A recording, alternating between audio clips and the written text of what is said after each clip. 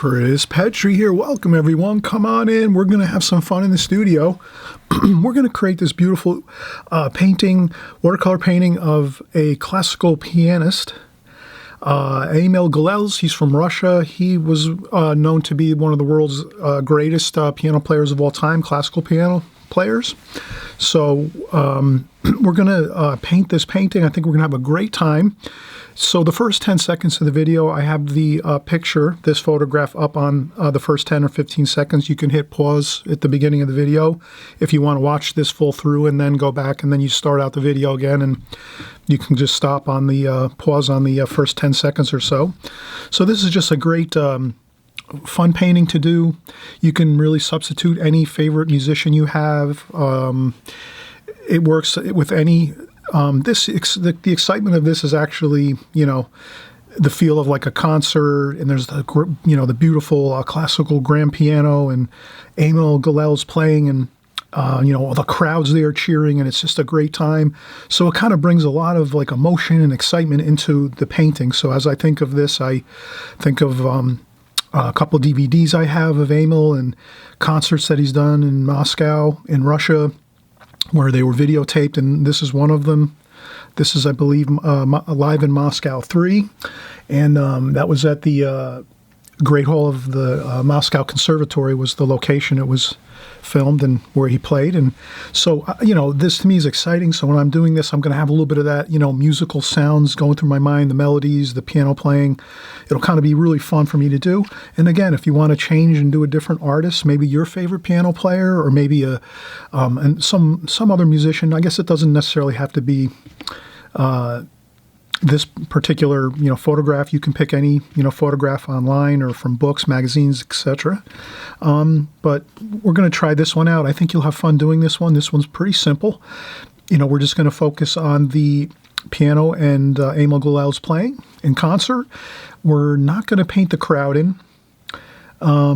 It's a lot of details in there that we can just kind of leave the main focal point, the piano, the grand piano, and Emil playing, and then we can just sort of make it a nice, soft, diffuse background. And we can, if we label the painting, whatever, you can label the painting an exciting name, and then you'll just know that, all right, it's a concert. You could put like Emil in concert, Emil Gilels in concert.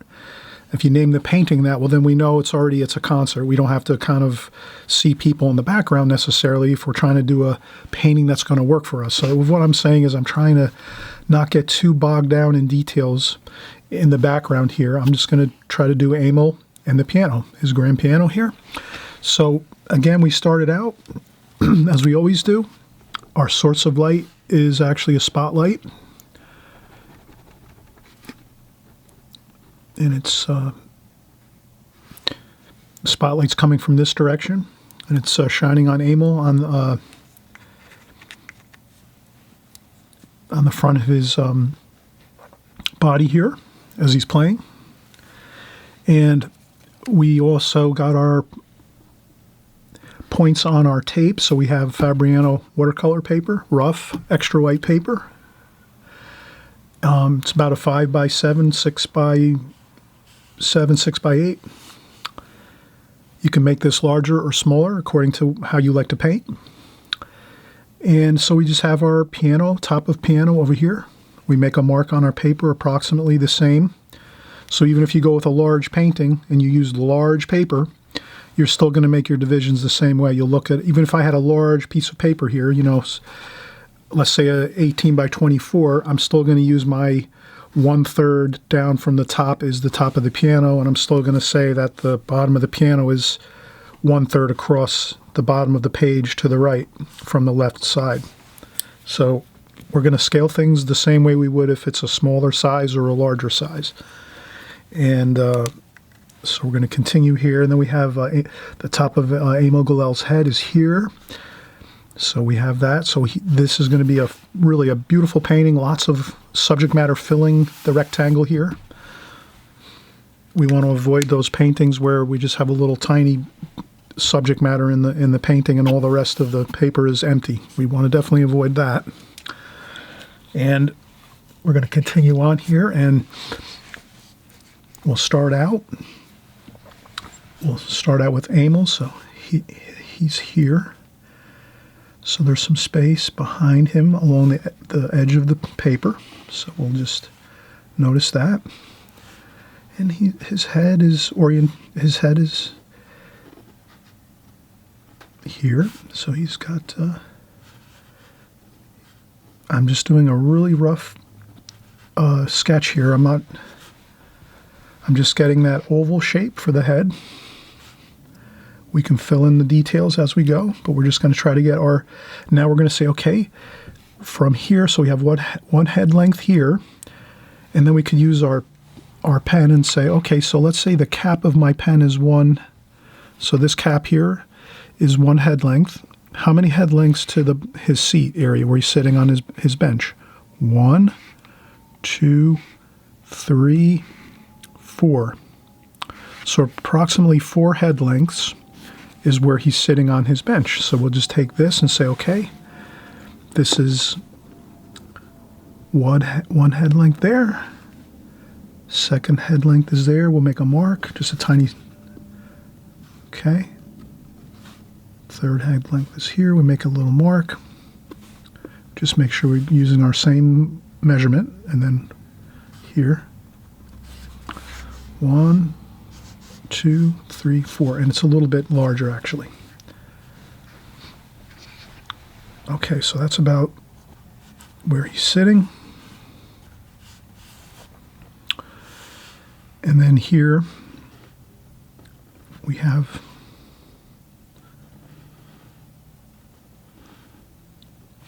and then we could say how many head lengths to where his back starts to straighten out a little bit. It's on an angle, so 1 head length there, 2 head lengths there, 3, a little bit under 3. So we'll say here, we'll use the other side just so that's 1, 2, 3.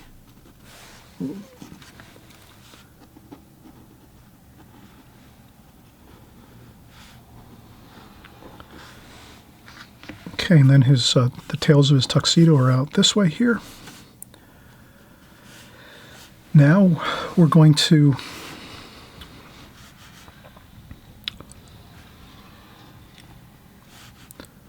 we'll do some hair first here. See if we can get some hair going.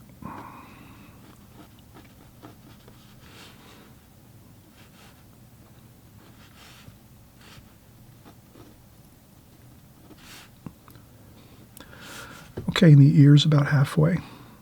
So the ear's about halfway, top of the ear's about halfway to the chin. Same with the eyes, about halfway on the head. So you just have to get and he's looking up a little bit too.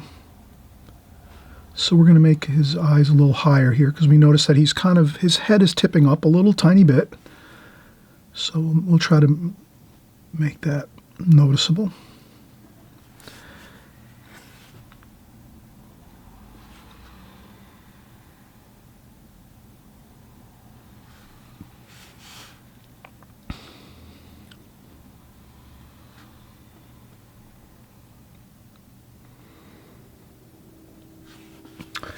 And if you have a little bit of an issue where your drawing gets, you just lift up a little bit with a kneaded eraser.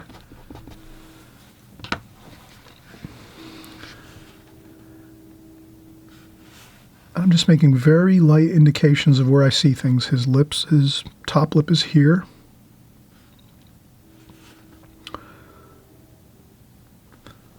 Then he has the lower portion of underneath his bottom lip by his chin there, and then his chin is rounded here.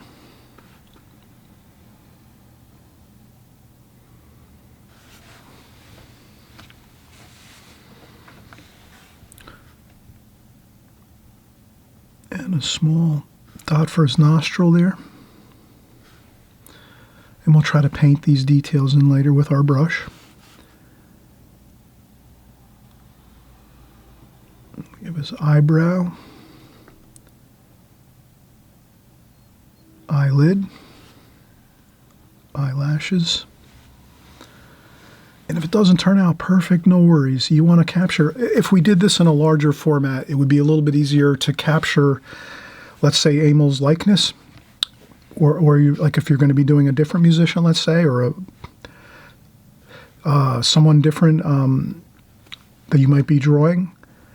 You always have to remember that if you go larger with your painting, you're going to be able to capture more detail. If we're doing a smaller painting like this, it's a little bit harder to capture all the details, like let's say to really refine things to make it look really closer to, you know, the person you're trying to draw. But I think we can get it pretty close. I think we'll be able to do a good job on this. But again, if you go a little bit larger with your painting and drawing, you'll probably get a better result with getting the exact look you want to get. But so here we're just doing the jacket and the shirt. And then we have the tuxedo tie.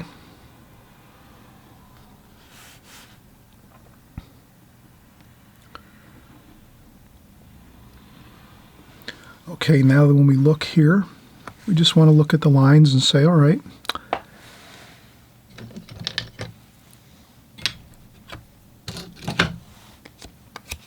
I'll try to get something we can use to,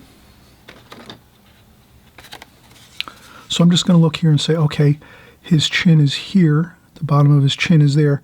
So you can kind of see his bow tie is right below his bottom of his chin. And then as we go down a little bit further, his tuxedo shirt starts to flow out a little bit, and his jacket. So you can see his arms and his shirt are starting to angle this way. So we just got to remember that. Try to check our angles as we go. Okay, and then we have his shirt like that there. So that's on his arm there. And again, we can paint the details. Now again, we're going to look. We're going to get close to taking a break now because we're doing a lot of work. We're really kind of working hard to get our angles correct and our measurements correct, our scale correct.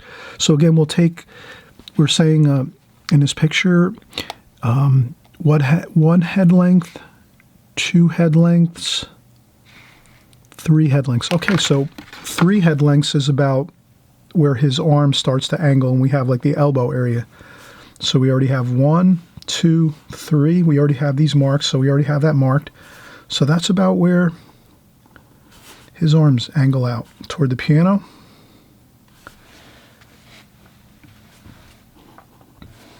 Okay, now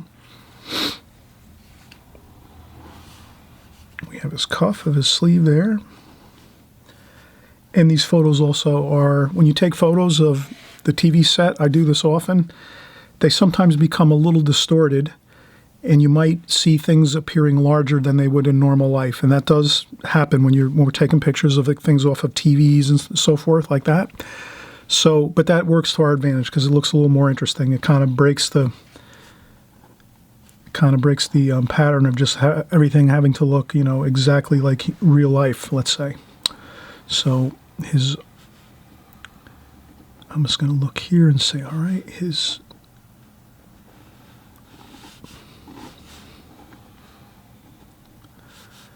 tuxedo is here.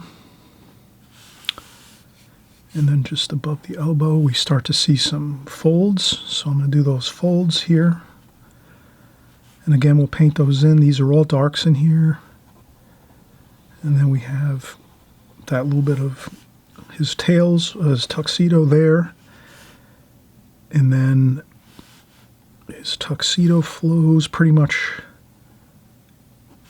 He's got his other arm over here.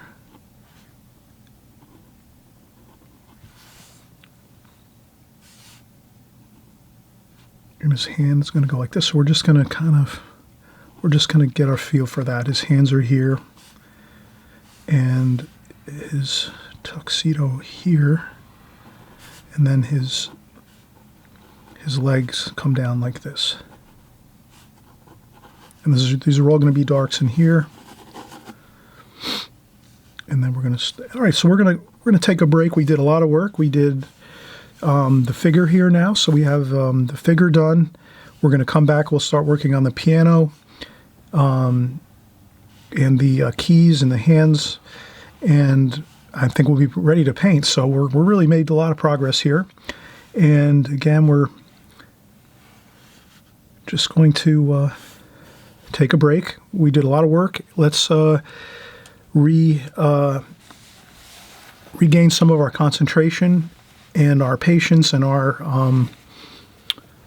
mindset as we come back. We'll come back, look at this after 10, 15 minutes of taking a break. You'll be surprised. You might see some things you want to adjust a little bit or whatever. All right, so we'll come right back in just a minute. Hope you're having fun. This is a challenge for anybody doing watercolors, figures, things like this are always a challenge. So no worries. We have to start somewhere.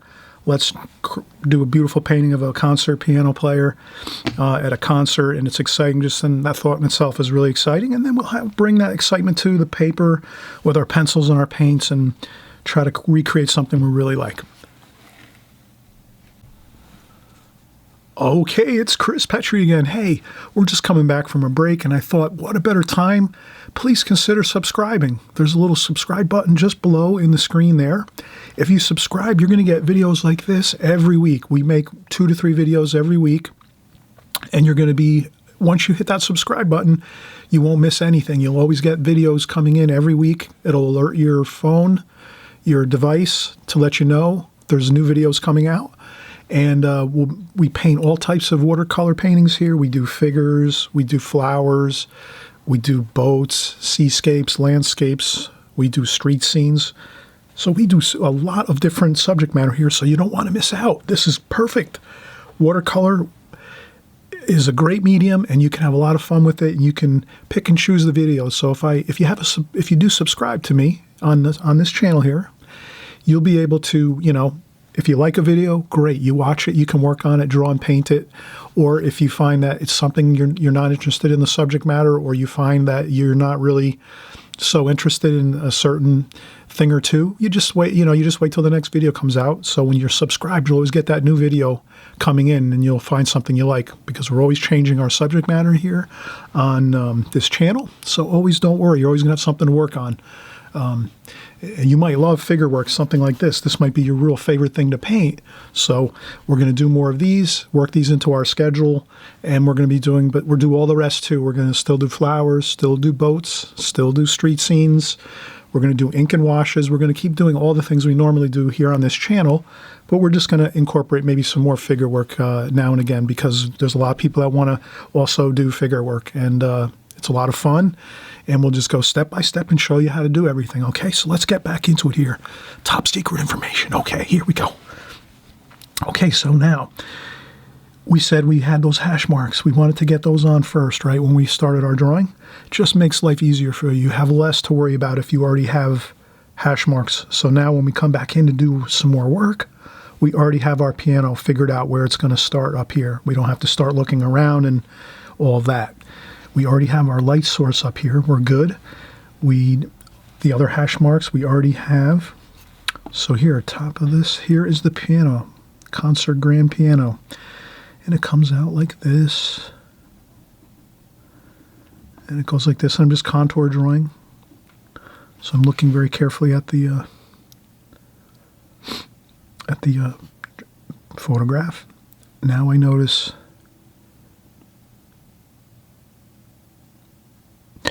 let's take a look across here. Let's see if we can find a reference point where this side of the piano is. If I hold my pen across here, I can kind of see it's about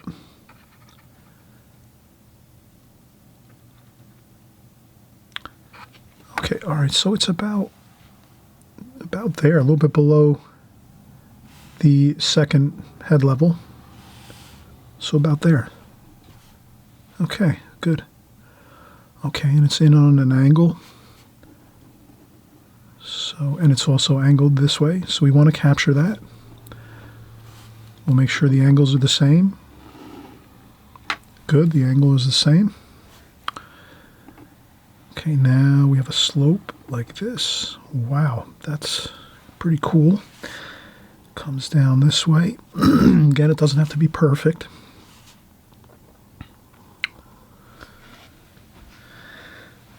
Okay, that's pretty good. And I always say this, and you'll hear me say this a lot on my channel, a lot of times pencil drawings don't look, in essence, they don't look correct. They look a little bit odd. So when you're drawing, don't ever get intimidated by the way your pencil drawing looks. The main thing is you have to wait until you're already in there painting and painting away until you start to see everything come together. So to me right now, when I look at this pencil drawing, I say that a lot of things to me look kind of funny. They don't look correct. The next thing you know, I'm going to be in there erasing. But over years and years and years of drawing and painting, I already know that the pencil drawing is just a preliminary guide. Once we start going in and painting everything, it's going to look correct. It's going to look good. So if your pencil drawings don't look great or they don't look correct, you don't worry about that. You just go with what you have, do your drawing. If you're taking the steps and just scaling everything the way we are, you're going to be good.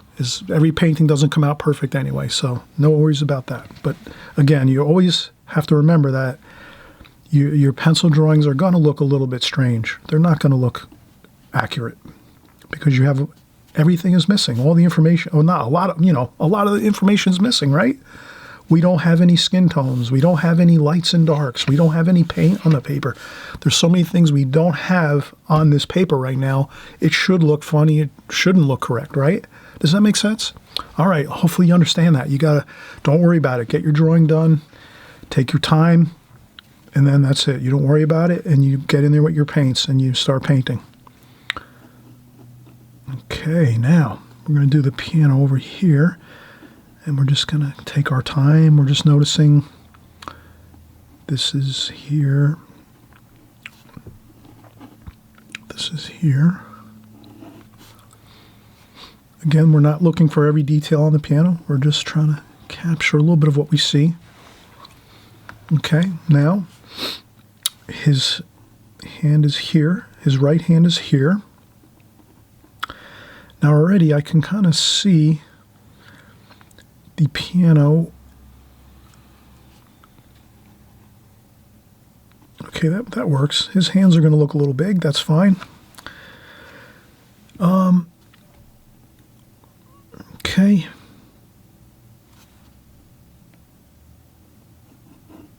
About here.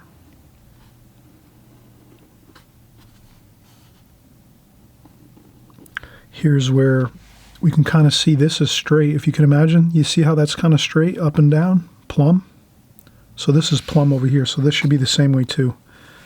So here I need to come out a little bit like that. More. And then you can kind of see how that's plumb. So here in the picture you can see that's straight. And this is straight too, all the way down. So if we were to draw a line, just like this, which we're going to do, then we have the keys. Here, we draw this line in. Pretty much this one's straight. A little bit of an angle, not much. Straight there. Then we have, okay, the keys are going to be here.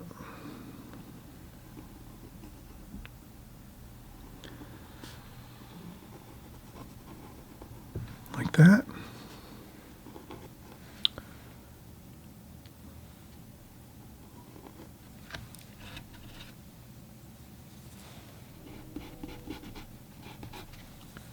I'm just going to make these a little bit.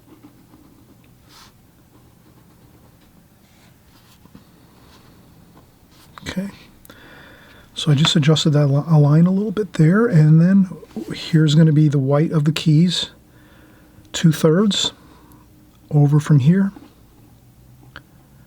So here we have this in on an angle.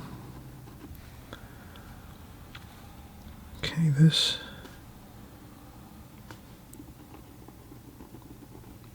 This widens just a little bit. You can kind of see here it's a little thinner down here and a little wider here. That's showing the keyboard as it goes in, as it trails into the distance. In the photograph it gets a little smaller. You can actually exaggerate that if you want. You can exaggerate that more than in the photograph, and that'll kind of make it look a little more interesting. Although when we start to do that, we could get, so let's just, we'll keep it like the photograph. Let's not get too adventurous. And then here, I wouldn't get too, I would just kind of maybe make some slight marks there for the keys of the piano, but I wouldn't get any detail in there. I would just leave it pretty much light and dark. These are the whites of the keys and the darks in the keys.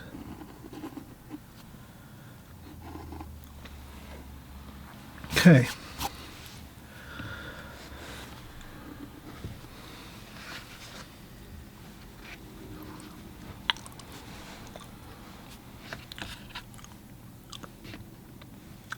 I'm going to move his hands a little bit closer. I'm going to make his arms a little longer.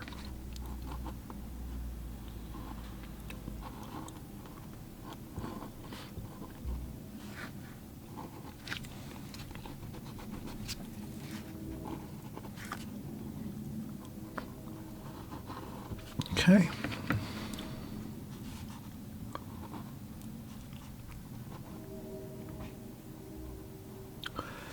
And then I'm just going to leave, I'm just going to try to,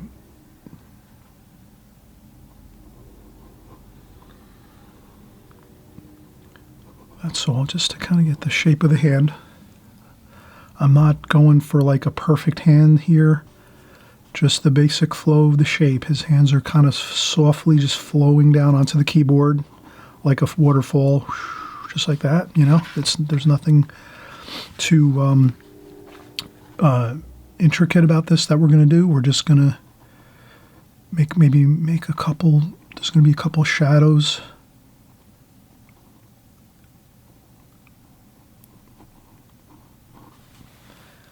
And that's good. So we have the hands flowing softly onto the keyboard. We have his sleeves here of his tuxedo. There's some lights and darks. Let's make some lines here just to remember where the light and darks are. So we're just going to try to put a very light pencil line on the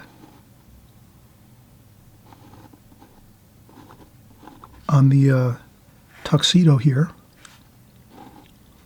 A W here for white. W here for white. So I make a really light, super light W. Just remember when I'm painting not to go over that. We're going to leave that white paper. And the bow tie, we'll remember, is white as well.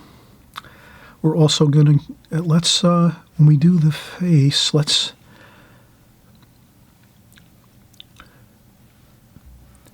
we might do is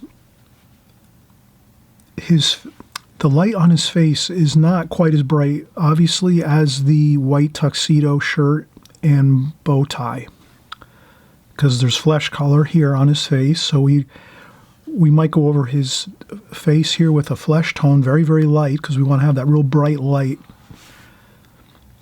on his face here. So we're going to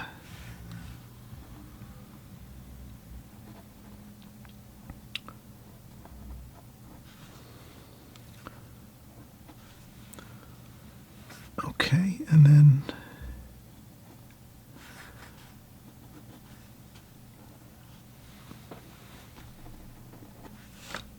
okay, so everything looks good. All right, so we have everything ready to go. We're ready to paint.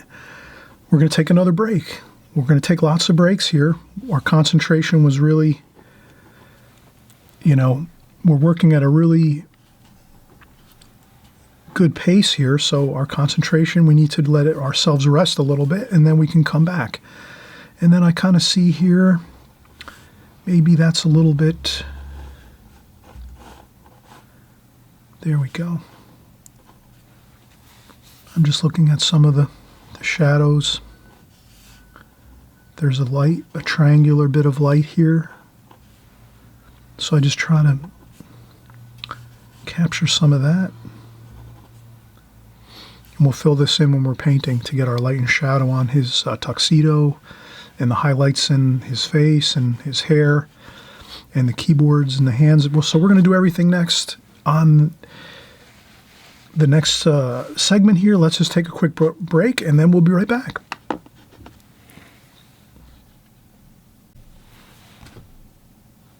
Okay, we're back. We just took a break. We're ready to paint. I have a number 5 Da Vinci Pure Kolinsky Sable watercolor brush. This is a travel brush. It's really a nice brush. You can actually take this with you on the go. You can remove this, put this into your knapsack if you'd like to do outdoor painting. This is a great brush to have. I have a set of these, and I have all the sizes, I guess, in the main set. And this is a number 5. This is really like probably the most common size I use when I'm doing like a 5x7 type painting here. So we're going to start out with this brush. That's all we need. We're going to start out with some flesh tones. So we would just go in with our cadmium red, a little bit of yellow ochre, and I think we're going to go with a really super light wash on this because we're in the bright spotlights here in this concert photograph, and we had the photograph up. Now we're going to use our paints, so I have to use this area for paints. I really can't have the photograph up right now, but we've been looking at the photograph quite a bit of time, so we kind of know what we're looking at there. And then again, a touch of cadmium red, touch of that, just a tiny bit of yellow ochre, and I work that together until it looks pretty good. And then what we do is we're going to start out, and what we want to do is we want to make sure that we start in one place and do not lift our brush. We just take the one spot. We're going to start at the nose, and then we're going to carefully do the wash. And if it does go outside the bounds of the face, that's not going to be a problem because we're going with a dark background on this. So this is all going to be dark background, so you don't have to worry if you go over your lines, but I would try to stay within the lines of the head and try to keep the brush on the paper at all times. Don't lift until you're pretty much done placing the paint into the majority of the head here, the face. Then we'll go in and quickly get some blue, and we'll put some blue, cerulean blue, into the side of the face where the cheek is, and the side, the ear, and this section with the blue paint, just to give it some of that cool wash. So let's start out. Okay, we start out with the nose, and then we start out, and then we just go right around. You can go into the hair, but keep the brush on the paper at all times. Do not lift the brush up, whatever you do. And then just work that like that. Back and forth, and into the hair is fine. Good. I rinse the brush. I pick up my blue, cerulean blue, and quick back in again. Back in again. Once we have that blue, let's do the blue. And let's just get some blue in there on the side over here. It's got to be fast, so you really got to go back in quick. Already you can kind of see I got a spot there that maybe is a little bit unpleasant. Let's see if I can blend that a little better. There we go.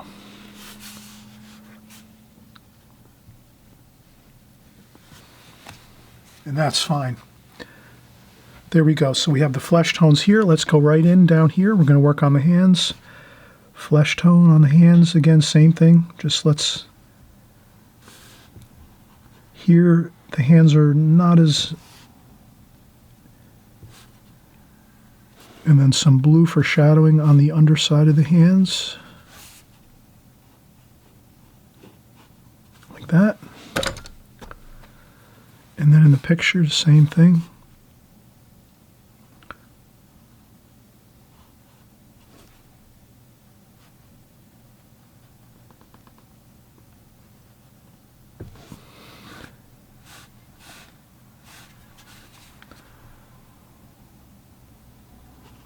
Some shadows on this side of the hand and over here.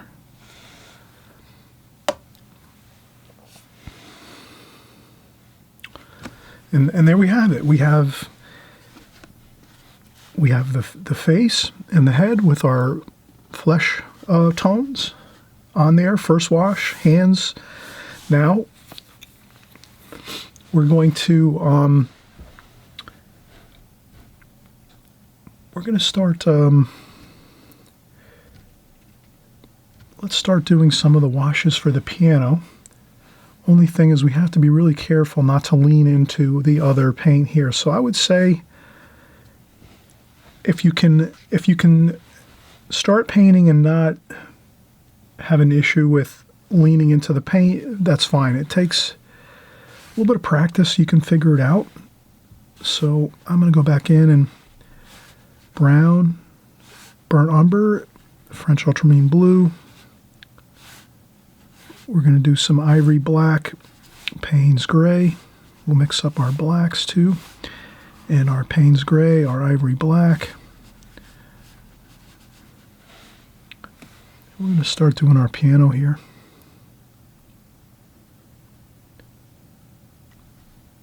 Straight paint. I don't have any water in this.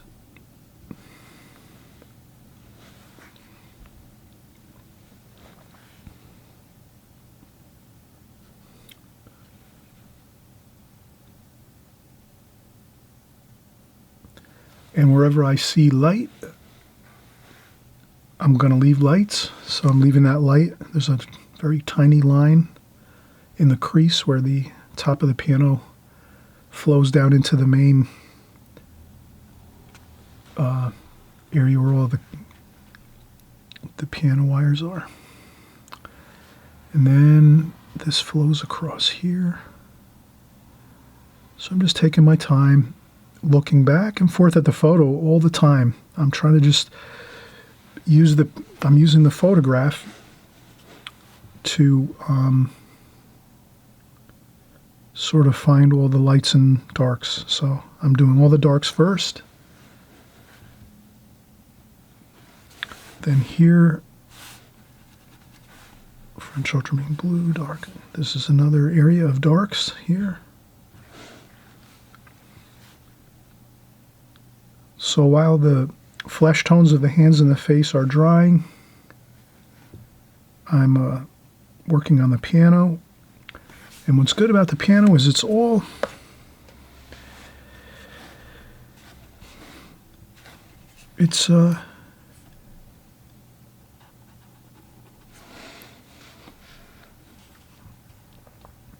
really that super dark darks.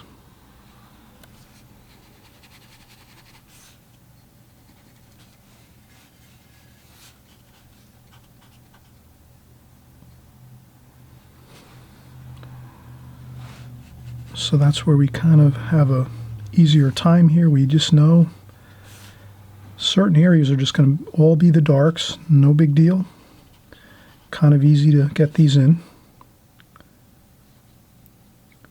We don't want to do anything near the hands and the face right now because we have to let that dry. So let's let that dry quite a bit. I would say 15-20 minutes should be good. And then here we have some blue.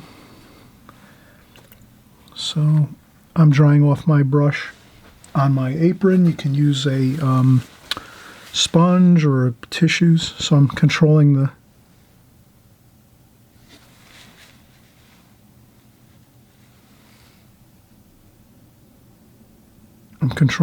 water, how much water's on my brush.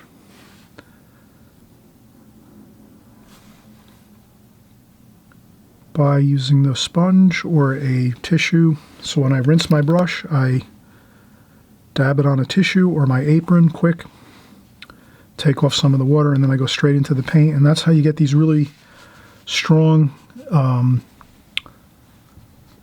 great darks here. Just straight paint.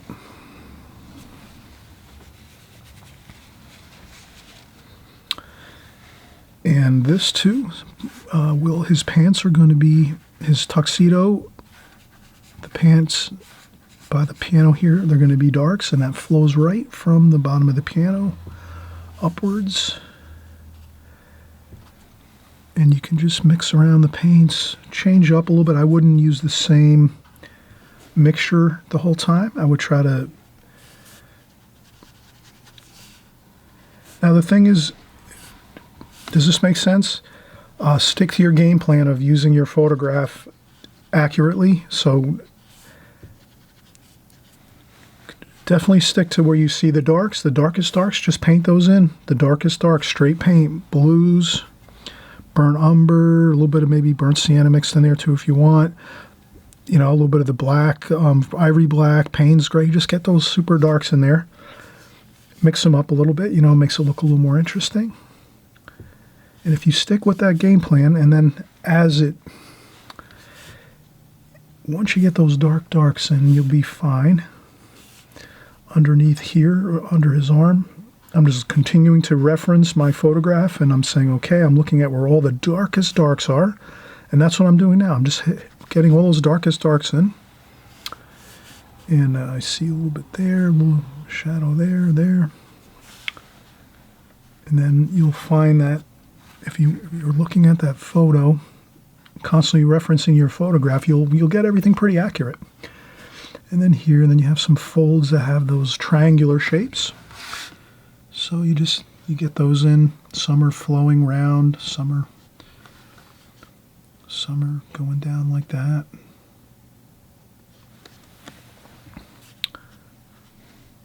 And for those creases,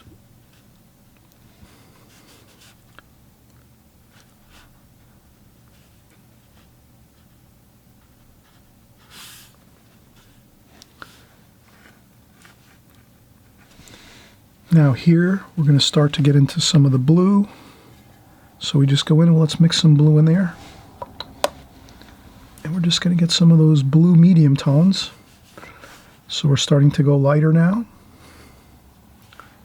There's some darks in there too.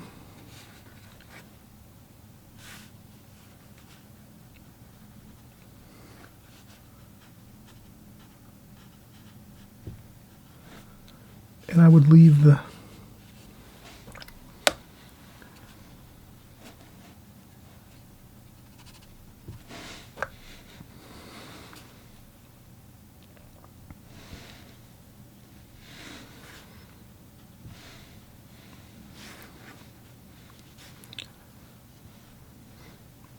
Okay, so he has a spotlight behind him.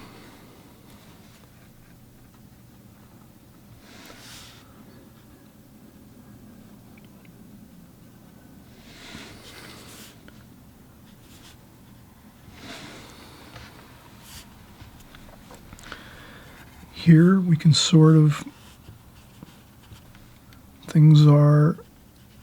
the focal point is not his, like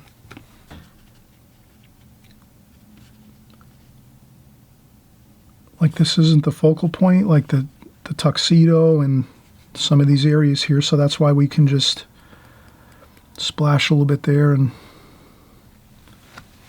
those are some shadows.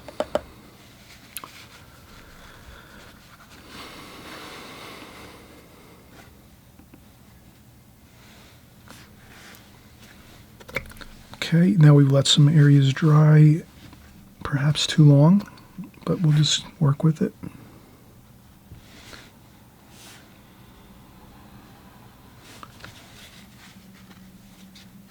Okay, that's a little bit lighter, cobalt blue.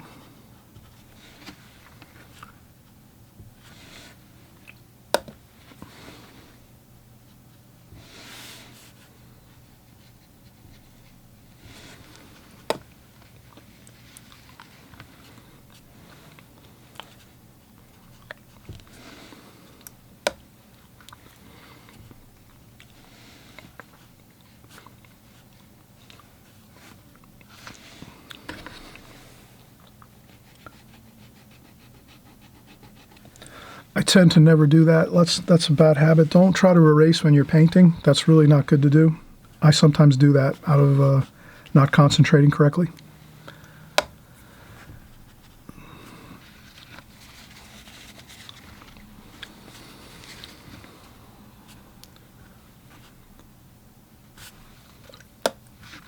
That gets me in trouble every time trying to do that.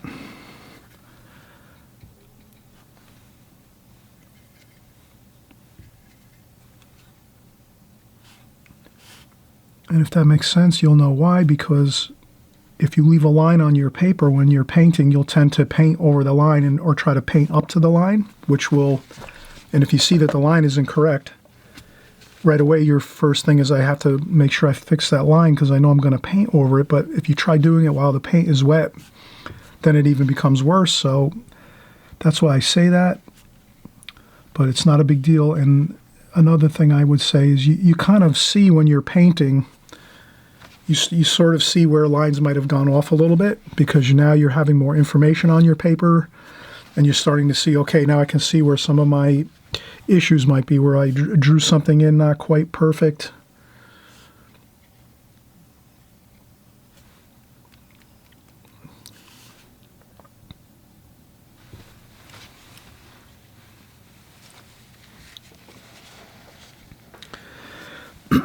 And what I'll do is once this dries here, I'll flow this dark shadow into the bottom of the tuxedo jacket. So right now this is too light through here, if you can see that regarding the photograph. So I will go in here and I'll go over I'll put a darker wash in here, all through here, to tie in with the bottom of this jacket here, the sleeves. And then over here too as well, this needs to have a little small strip of dark here. And we're going to put darks up to the jacket here, and I think this needs some warm tones. We really got very cool with the with some of the washes here, so let's add some alizarin crimson and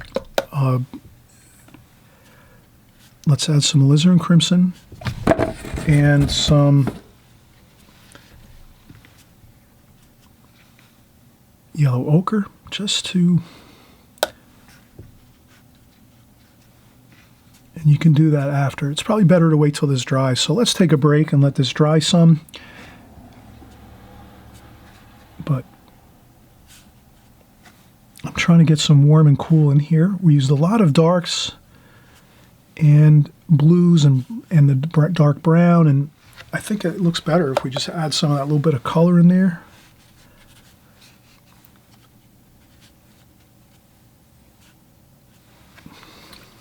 Just that little bit of color helps make it look a little bit better. And I think we're looking pretty good. So let's take another break. And this way we're not getting to having a little bit of that tired feeling when we start to lose our concentration. Better off just taking another break, 15-20 minutes, take a break. We've been working just about 20 minutes now. Let's take another break and we'll continue on. We'll finish up. I think we're pretty close to finishing now. We did all the main really key areas of the painting, I think, that we have to have almost a 100% complete painting. We just have to do the some of the details in the face and the hair, the keys of the piano and the background, and a little bit of the shadowing in the jacket here, and I think we'll be okay.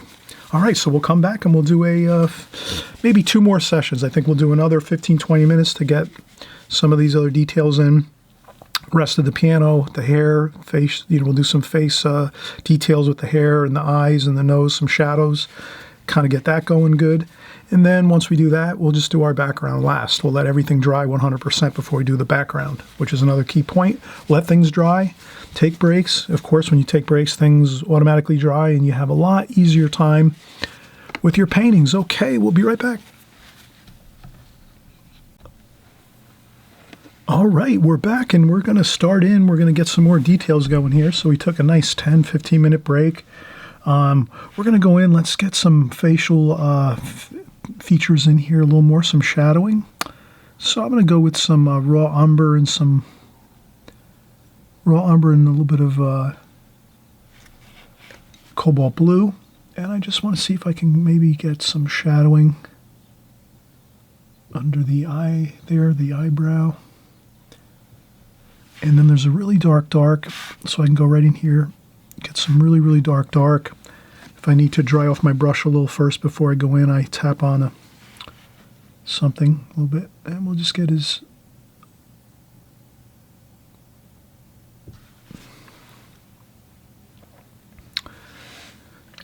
And we will also go back in over here. Again, we're trying to get some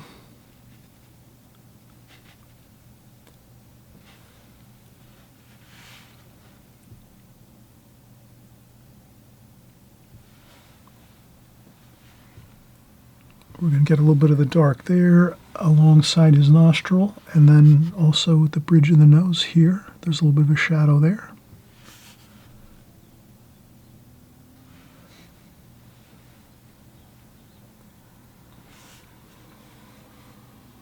And we'll continue with raw umber, and we'll do a little bit.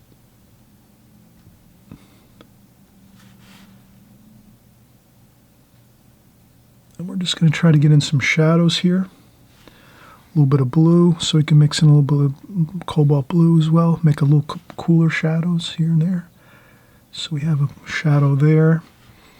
Then we have a shadow just below his nostril.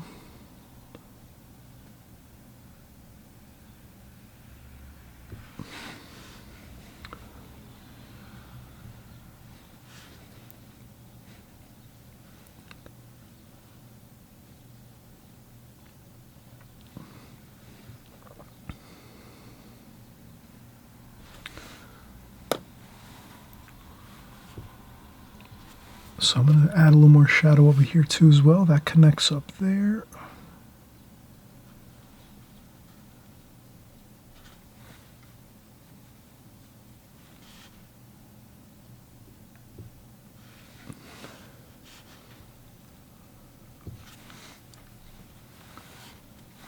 And a little bit of the red, the cadmium red. I just want to get a little bit of the warmer over here.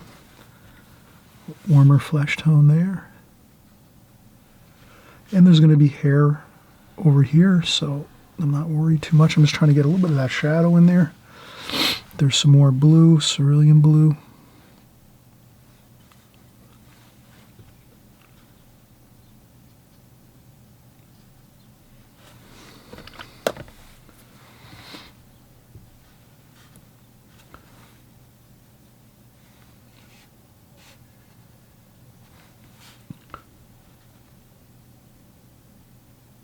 A little bit of a shadow there. And again, I'm just trying to stick with my game plan here of shadowing.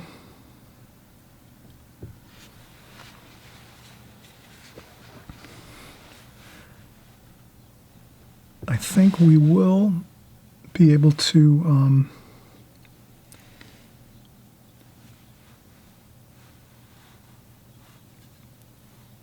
a little bit of hair colors, raw umber, burnt umber, touch of cerulean blue too as well, just for some cool. So we will be able to get some good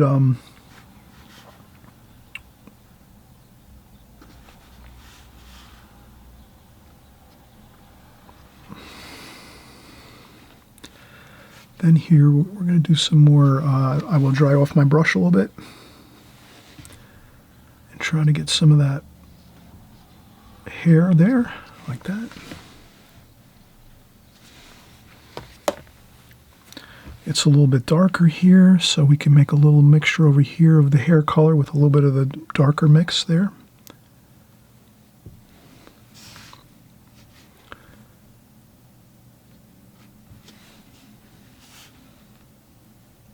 That goes over the ear. And you can see some darks back here. And there's light too. There's some light on the back of Emil's hair here.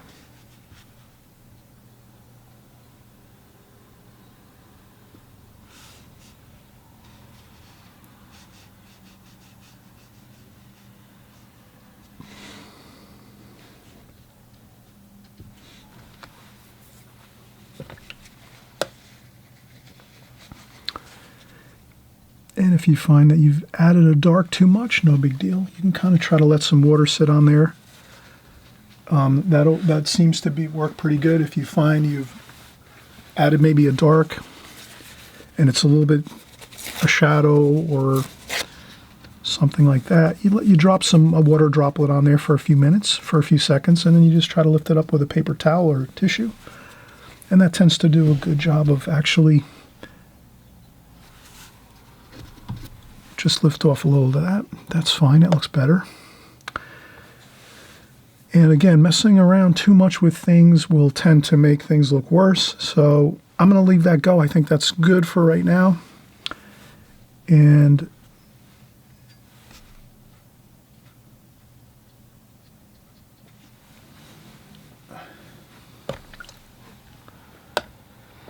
that looks good. We will now work on some more of the darks over here. So we had that.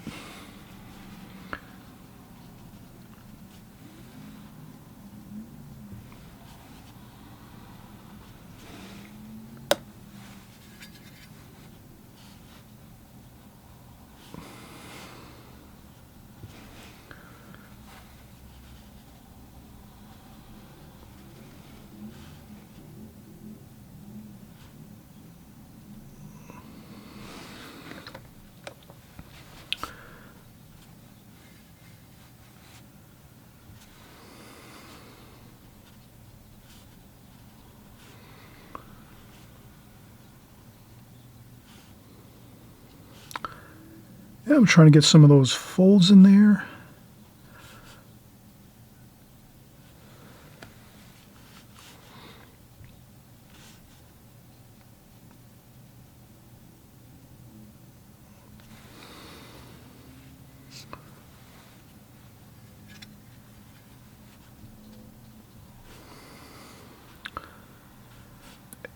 And at a certain point, even if things have gone off the game plan a little bit when you're thinking of your painting and you're looking at the colors and different things and the shadows and the darks, as long as you keep going back to your original photograph, I think you're always going to be safer that way. So always try to go back to your original photograph and keep trying to work with those shadows, darks, and lights from there. And you will actually find that you'll have a good end result if you just keep working with that, because you can't go wrong working with the darks and the lights, the shadows of your painting.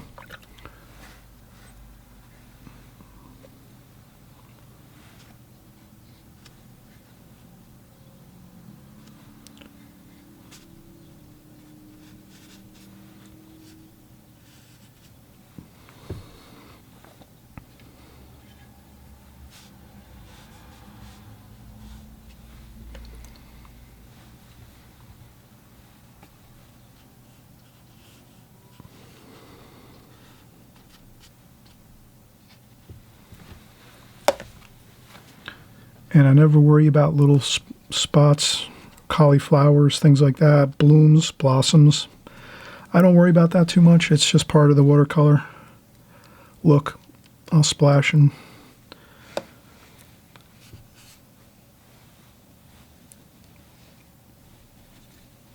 I'll mix up some more darks here. Just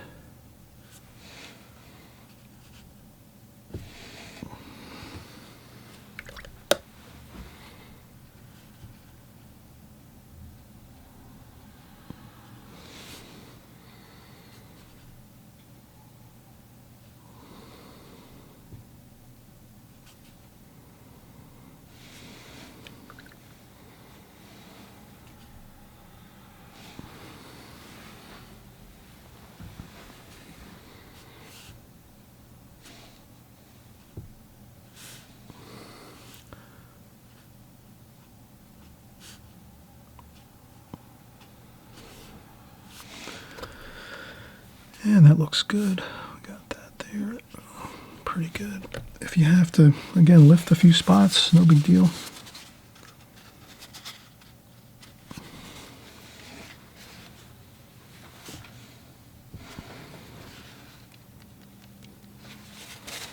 This is lighter there. And through here too is kind of light. There we go.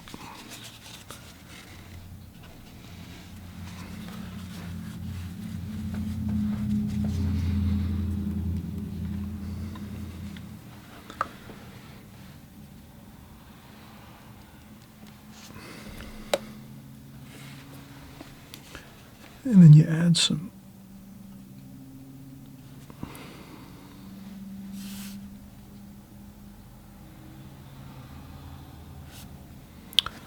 then we're going to go with some darks there.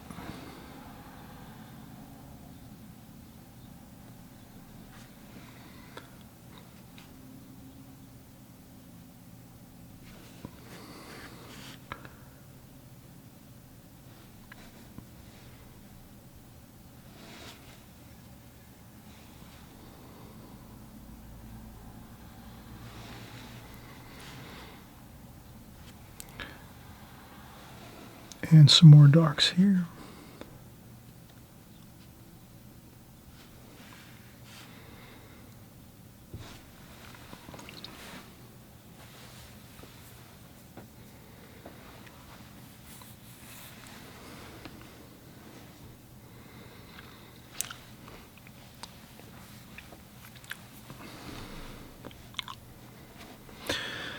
Let's see here now. A little bit of shadowing under there.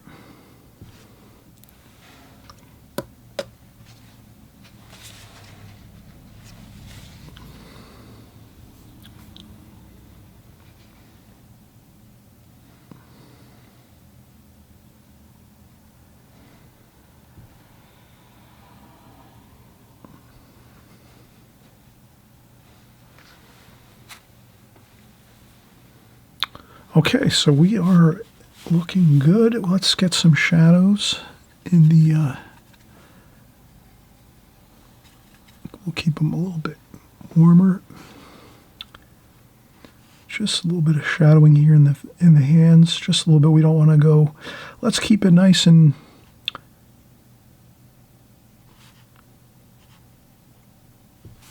just a couple of shadow indications for the hands, and then the keyboards here, we have a little shadowing under here, like so.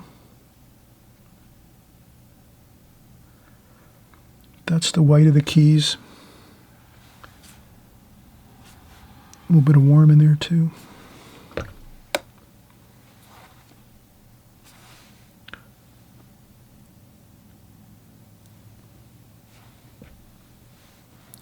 And I can see right away from my my drawing that the keyboard is quite a bit different than what it is in the photograph. I didn't notice that as much when I was painting, drawing, I should say.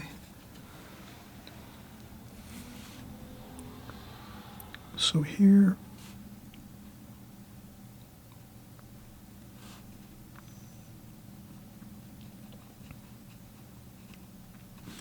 and if I start out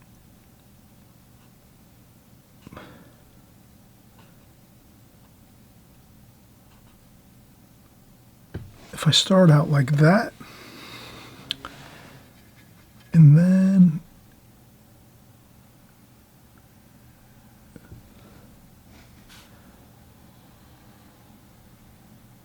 do that, that looks good. You let that dry just a little bit, the darks of the keys, and then we go over it with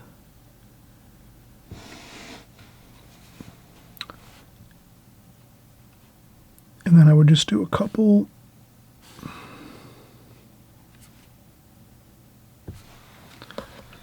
That looks good. Then we'll go with some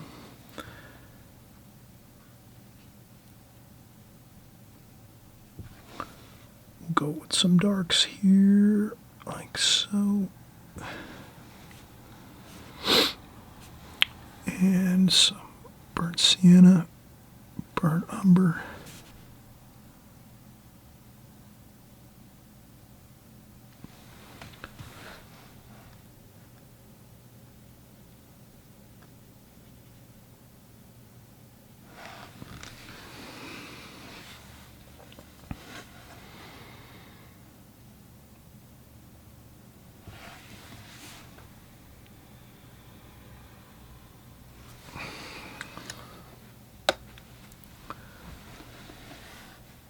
Then we have a little mixture of dark and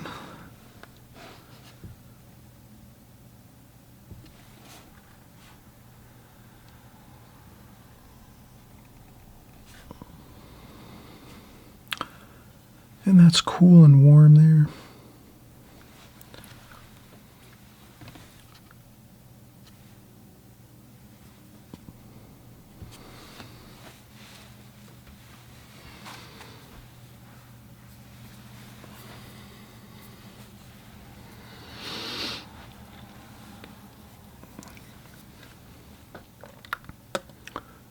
All right, so now we're going to move up to a larger brush. Let's work with a, maybe we'll go with an 8, Raphael Klinsky Sable round brush, number 8. And we're going to make the background dark. And I think we're good to go with our darker wash up top here. We've already completed this. This is pretty dry. This up here is pretty dry. This here's a little wet. I would say we could start on the washes up above. What's going to look good? The same colors we've been using all along. French ultramarine blue, burnt sienna, burnt umber, cobalt blue. We'll mix a little bit of everything here. Alizarin crimson, some of the yellow ochre. And we can just start out and just let's start putting in some wash. We know we want to go dark for this painting. We don't want to and then going dark, we know, let's mix up lots of dark. Burnt umber, burnt sienna, French ultramarine blue.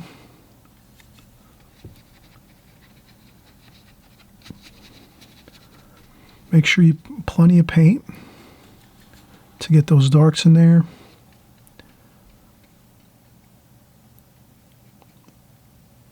We're going to make this really, really dark, the background here.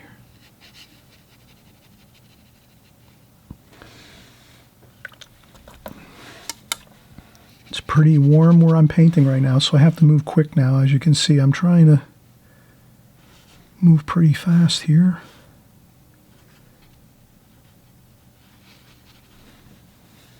Picking up all those colors.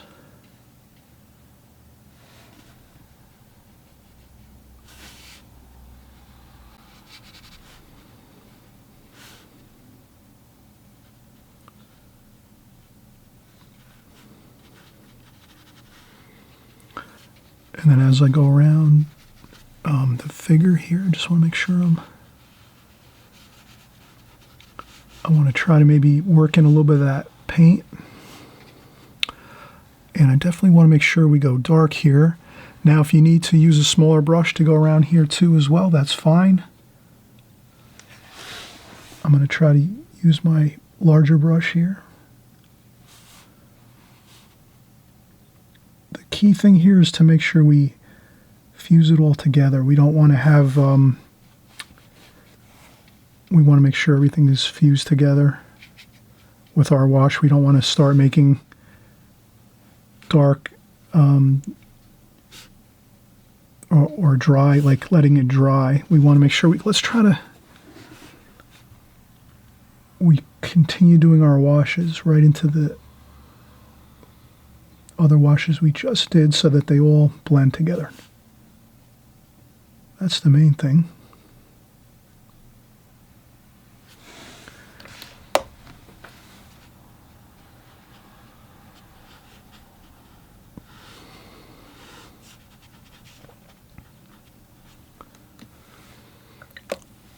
Then I take a little bit of splashing. I want to splash a little bit, give it some texture. Same thing here, mixing up plenty of darks. Straight paint, French ultramarine blue, burnt umber, burnt sienna.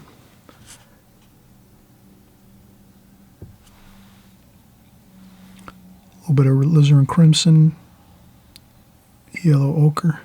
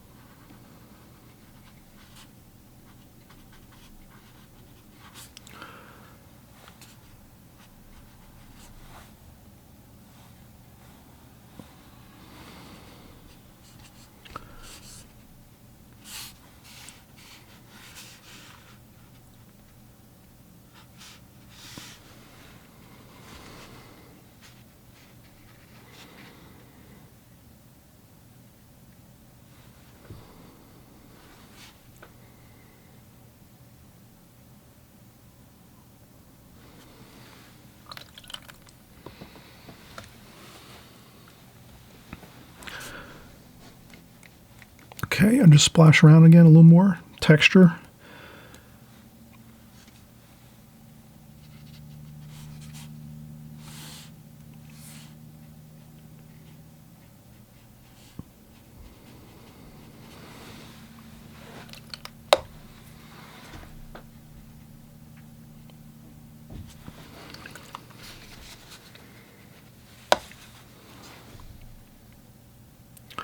And I try to get some of that shadow to blend up on the underside of the left hand here, just so it kind of blends in nice.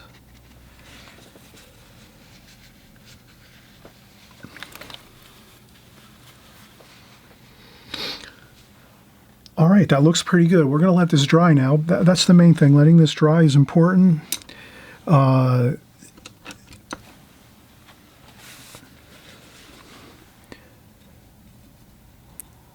I'll take a little bit of dark and just use a very small brush and just kind of soften that up a little bit.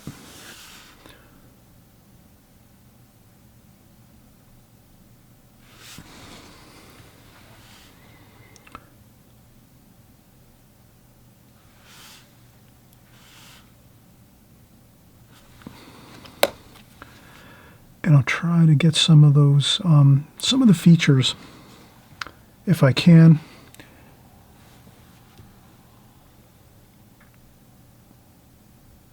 Some of the shadowing a little better if I can.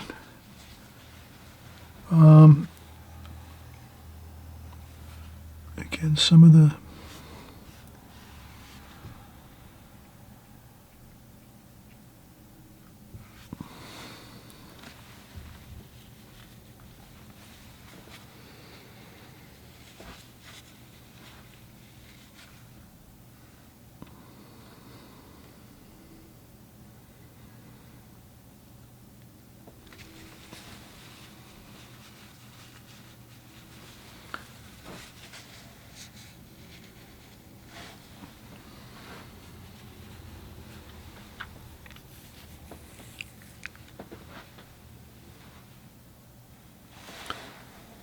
okay, and then I'll try to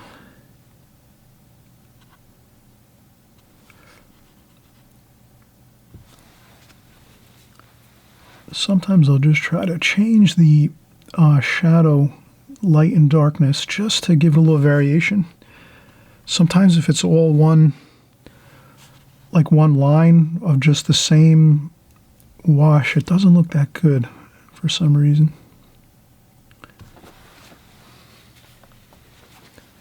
And if it's too dark, it'll lighten up. So a lot of times things do light. Of course, watercolor always lightens up a lot, about half of what it looks like when we put it on. So if you put a wash on, it's going to lighten up about half. It'll be half as dark as when you start, when you put a wash down. You kind of see this too. Once this dries, it's going to look lighter. It looks darker now. It's still wet, still drying, but you'll notice that it'll look a lot lighter, actually, the background. And I'm going to try to get a little bit of a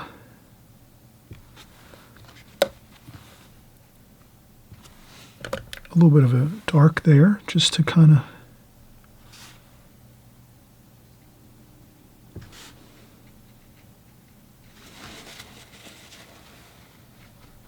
like that.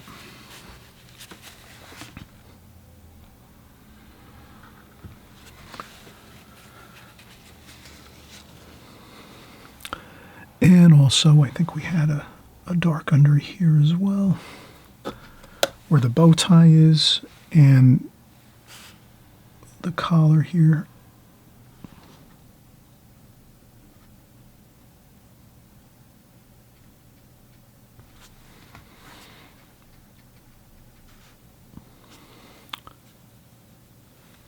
And sometimes you look at something and say, well, I kind of know if there's light shining on something, I'm not going to have a highlight, underneath the hair by the back of the, there's going to be a darker shadow under there by the back of this section here.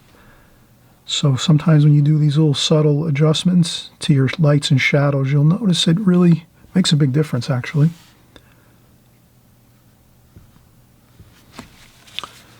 And the same thing with the hair, a couple more, but not too many adjustments. That's the thing, just a few.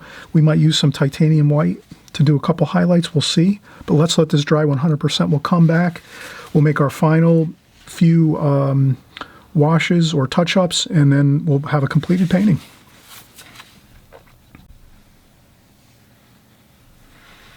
All right, we're back to do the finishing touch-ups here. I hope you took a break. I hope you take lots of breaks as you do your watercolors, and gives you a chance to rejuvenate. You come back, you look at your work, and you have more of a clearer mind on how you're going to approach the next step of the process you're in.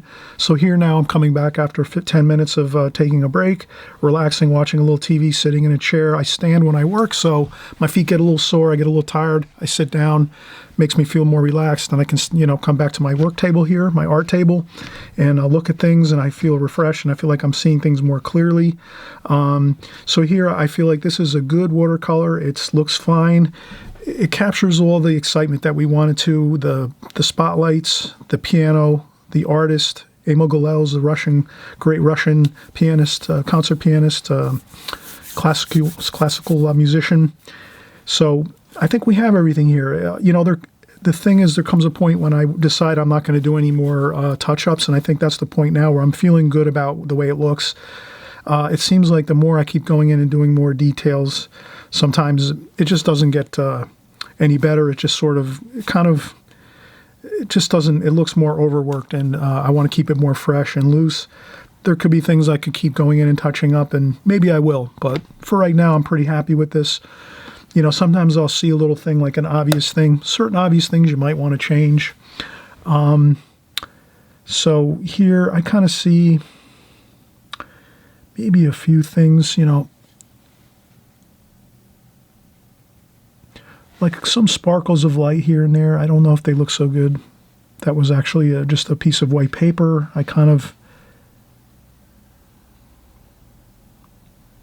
So I go back in with a little bit of raw umber. Raw umber seems to be good for doing a few touch-ups here and there. It's a warm color.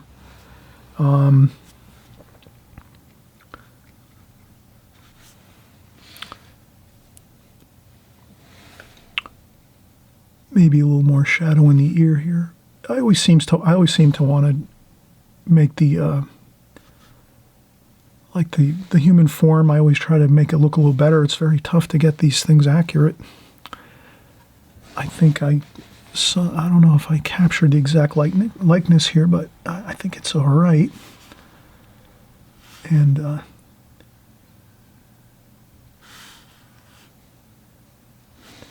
maybe a little bit of cerulean blue and maybe some cobalt blue. A little more shadow just on this side over here. I thought it might look a little good. According to the photograph I'm working from the photograph, it looks like that shadow there looks kind of good. Looks better. A little more shadow over here.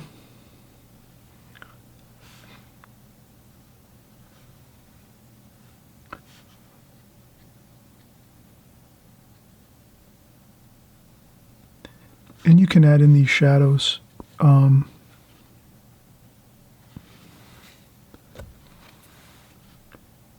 When it's 100% dry, the paper, you can go in and add these shadows and they look fine. But if you try to do it when the paper is still wet after you've done the wash, then it looks a little bit difficult, or it doesn't look as good.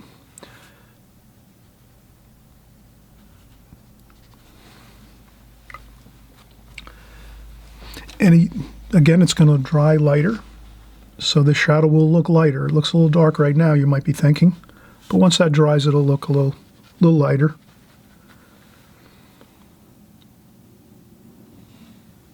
Maybe I'll add a touch of blue over the flesh tones here. A little bit of cerulean blue.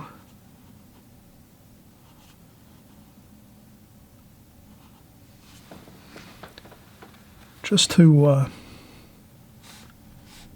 think it looks better, a little cooler over here. It looks like that in the photograph, so I'm going to try to capture that there, and then maybe under here.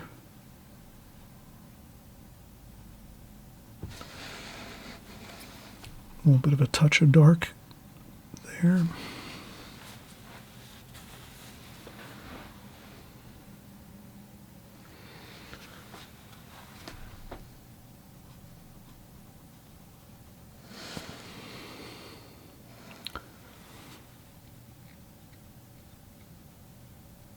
A bit of a shadow there on the collar. There's a white collar there. And I can go in, once this is 100% dry, and just erase there's a few W's I leave here and there just to remember to keep the white paper. You can always go back in and erase those later. But I think this is good. Let's peel off the tape. It'll look a lot better once we peel off the tape here.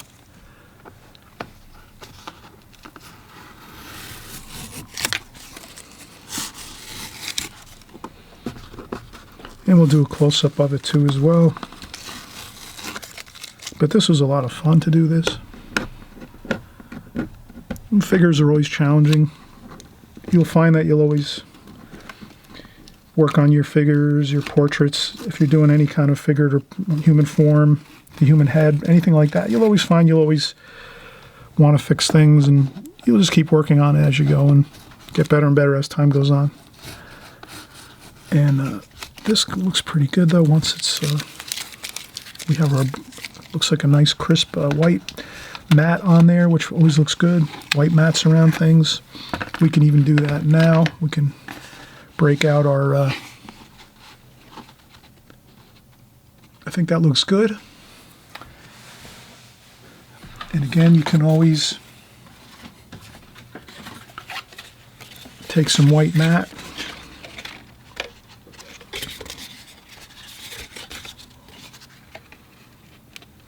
and you can try different things to see how you like different looks, like cropping things down. You can crop things in.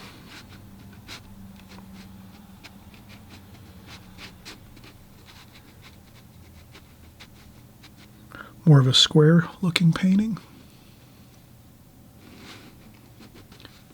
That looks better. I think the way we have it originally looks good.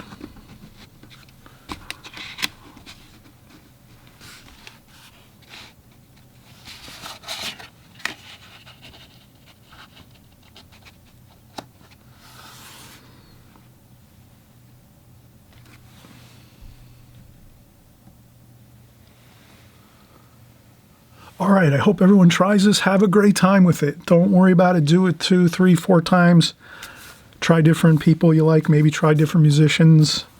You know, you could do any personality you like in show business, musicians, comedians, politicians, any type of thing you find exciting, interesting, controversial, whatever it is. As long as you have an excitement about it when you're doing it and thinking about it, you're going to have a better finished product. So here I had a lot of excitement thinking about the great Russian pianist Emil Gilels. This is my finished painting. I hope you enjoy this, and we'll see you on the next video. Bye-bye.